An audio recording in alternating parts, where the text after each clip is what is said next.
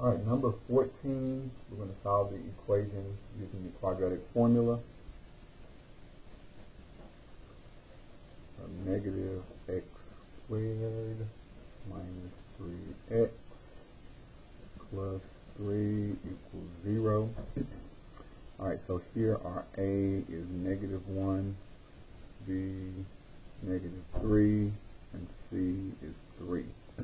Now, if you're going to factor, I do want to make a note that you need to make sure your leading coefficient is positive. But with quadratic formula, I don't think it's going to affect the problem.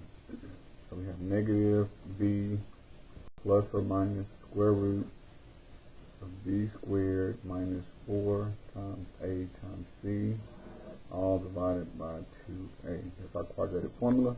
And then we're just going to plug in a, b, and c into their respective places.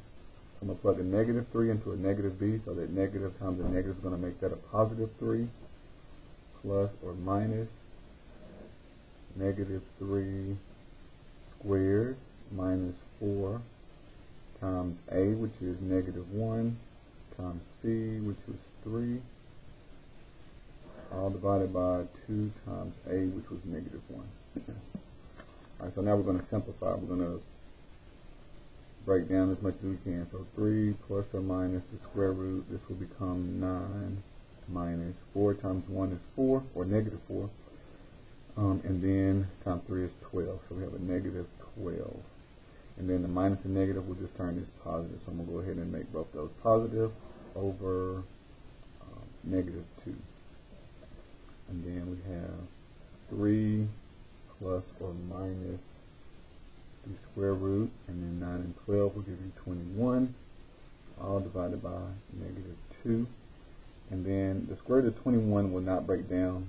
If you try to reduce that radical, you get 21 is 3 times 7, and both of those are prime, so you could not reduce this radical. So this could be your final answer. You might bring that negative out front. It doesn't matter if the top or the bottom is negative, it'll be the same. So what I mean is if I had 1 over -2, that's the same as -1 over 2. It's still a -1/2. So I'm going to write the negative out front, and then have 3 plus or minus the square root of 21 over 2. And I'm going to type it in just like that.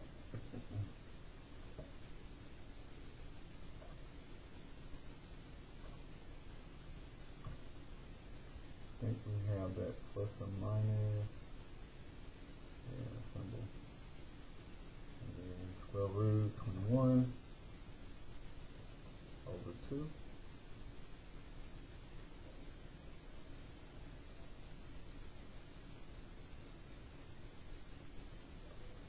All right, number 15, same thing. We're going to do quadratic formula.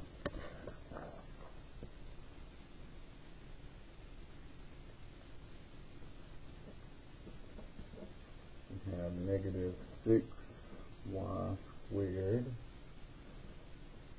plus 3y minus 1 equals 0.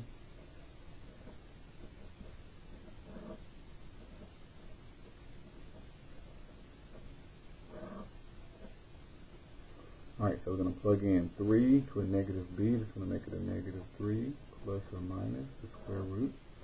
And then it's going to be 3 squared minus 4 times a, which is a -6, times c, which is a -1, all over 2 times a. Now we're going to simplify. We have -3 plus or minus square root of 9. And then we have a +6. When you do -1 times -6, negative times a negative is positive, 24, so minus 24, all divided by -12.